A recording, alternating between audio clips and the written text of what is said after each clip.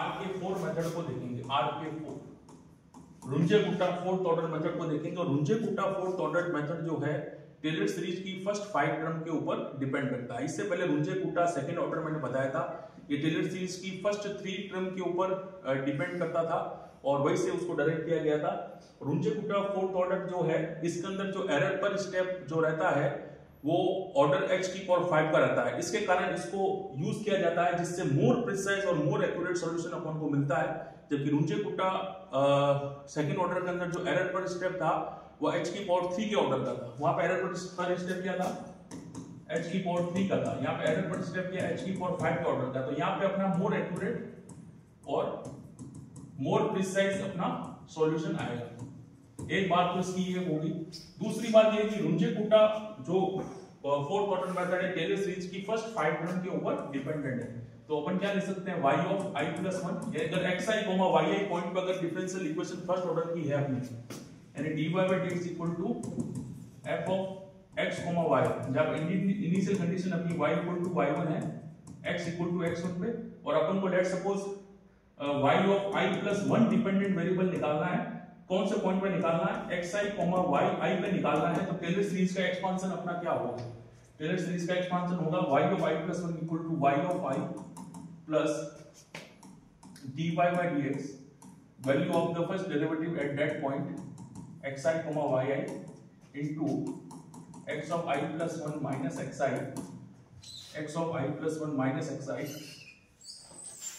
अपना क्या होगा, y of i plus 1 equal to y of i plus value of derivative at the point xi comma yi into x of i plus 1 minus xi. X of i plus 1 minus xi means the point where you are and point where you want to go plus value of double derivative at the point xi comma yi into xi plus 1 minus xi whole square plus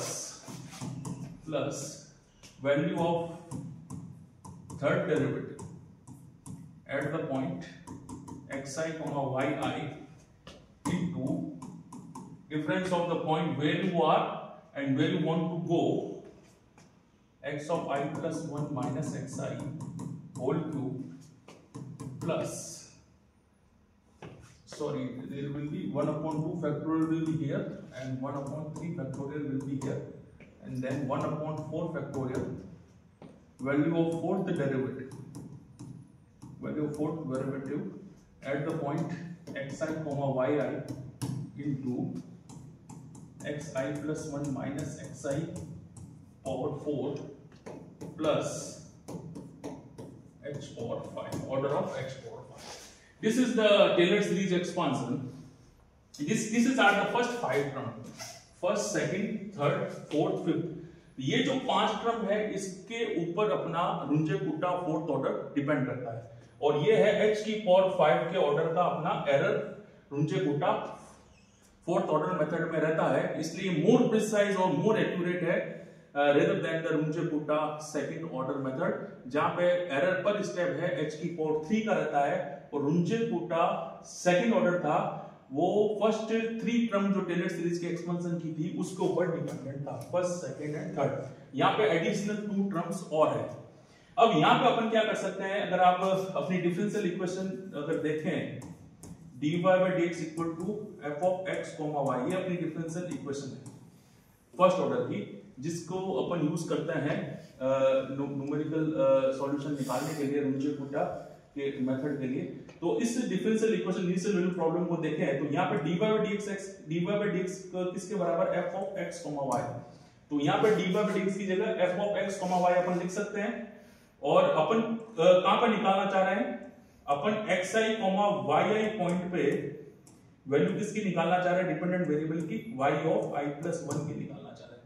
तो अपन dy by dx की जगह यहाँ पे क्या आ सकता है, अपना f of xi, yi यहाँ पे आ सकता है। तो यहाँ पे क्या आ जाएगा, देखिए थोड़ा ध्यान से, ये थोड़ा मॉडिफाई हो जाएगा, तो अपने पास क्या हो जाएगा, देखिए y of i plus 1 will be y of i plus f of xi, yi और अपना ये जो है xi plus 1 minus xi h के बराबर होगा, ठीक है ना, x2 minus x1, this will be equal to the h step size into h plus d2y by dx2 will be f double dash, और इसकी वैल्यू कहां पे निकाल रहे अपन xi yi, तो xi yi और ये अपना h हो गया, तो h square upon 2 factorial plus similarly h cube upon 3 factorial f triple dash xi yi plus h4 upon 4 factorial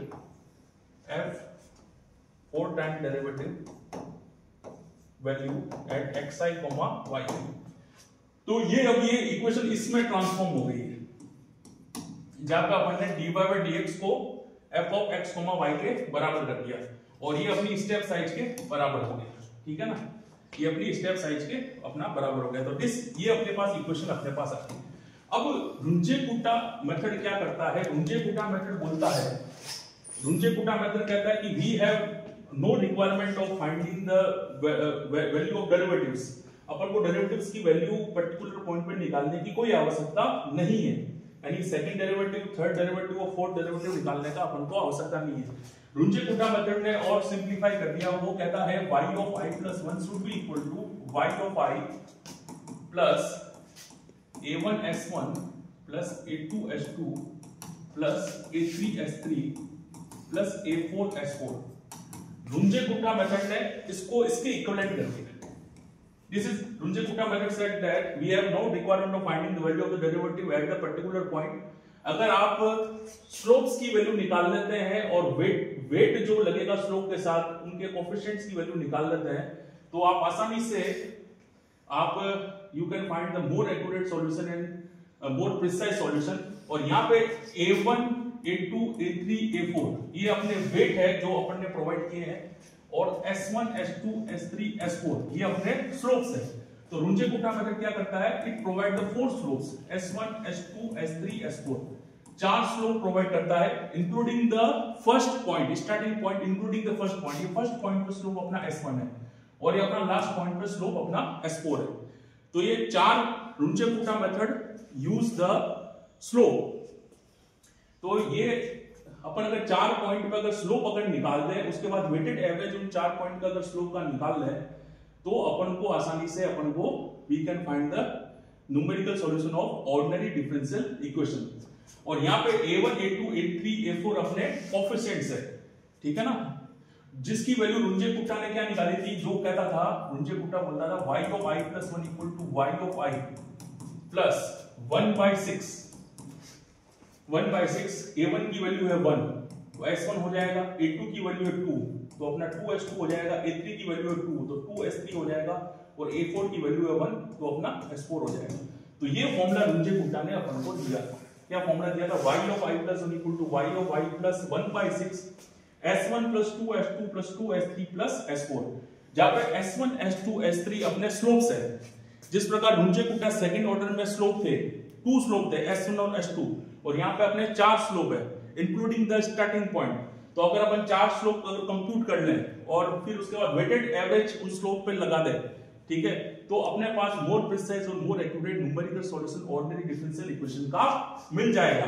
ये रुंजे-कुटा ने बताया था, और उसने s1 s2 s3 और s4 की वैल्यू भी बताई थी। तो s1 की वैल्यू क्या थी, s1 था f ऑफ xi yi, और s2 क्या है अपना f of xi plus h/2 yi plus s1 h/2। ये रुंजे-कुटा मेथड जो है, it is depend upon the finding the values of the 4 slope at the 4 point including the starting point, you can find the value of the dependent variable, and y of i plus 1 की आप value निकाल सकते हैं अगर अपन xi yi की बात करते हैं। तो सिमिलरली s3 अपना क्या होगा, f of xi plus h/2 yi plus s2 h/2, और s4 अपना क्या होगा, f of xi plus h yi plus s3h। तो ये रुंजेकुटा ने S1, S2, S3, S4 ये 4 स्लोप के वैल्यू आप निकाल सकते हैं आराम से with the h/2 difference. h/2 difference इसको ज्योमेट्रिकली भी मैं नेक्स्ट वीडियो के अंदर इसको इंटरप्रेट करके आपको बताऊंगा। ज्योमेट्रिकली ये जो h/2 और S1 h/2 कैसे आ रहा है ज्योमेट्रिकली मैं इसको और समझाऊंगा, लेकिन मोटा मोटा मैं आपको समझा देता हूं। Runge Kutta method is fourth order method is the depend upon the first 5 term of the Taylor series, okay, and second point is that यहाँ पे जो एरर है वो सेकंड ऑर्डर मेथड से कम रहता है, ऑर्डर h की पावर 5 का रहता है, वहां पे ऑर्डर h की पावर 3 का था, तो मोर प्रिसाइज और मोर एक्यूरेट सॉल्यूशन यहाँ पे मिलता है। और टेलर सीरीज का मैंने एक्सपांशन करके भी बताया था और उसको मैंने इक्वेट किया, क्योंकि टेलर सीरीज का जब एक्सपांशन किया तो y of i plus 1 equal to y of i के अलावा अपने पास सारी value first derivative, second derivative, third derivative और 4 डेरिवेटिव्स की वैल्यूज आएगी। तो रुंजेकुटा मेथड बोलता है आपको डेरिवेटिव्स की value at the particular point निकालने की कोई आवश्यकता नहीं है।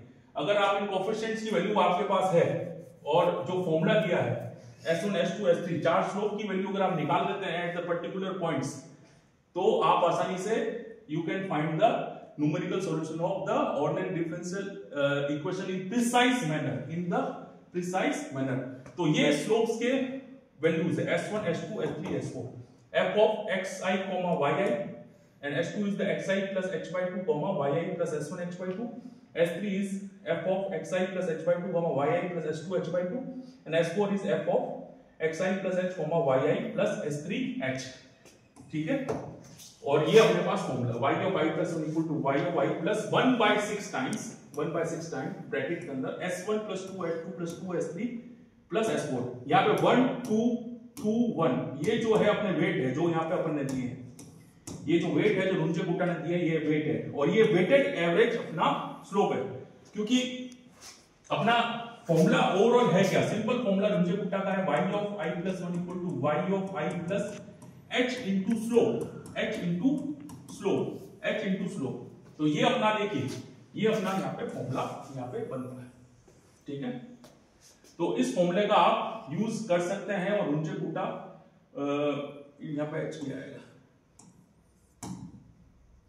तो रुंजेकुटा मेथड को आप आसानी से लगा सकते हैं और आसानी से मोर एक्यूरेट और मोर प्रिसाइज सॉल्यूशन फाइंड कर सकते हैं। नेक्स्ट वीडियो के अंदर मैं इसको ज्योमेट्रिकली इंटरप्रेट करके भी बताऊंगा। तो दोस्तों ये वीडियो कैसे लगा मुझे बताना। Thank you friends.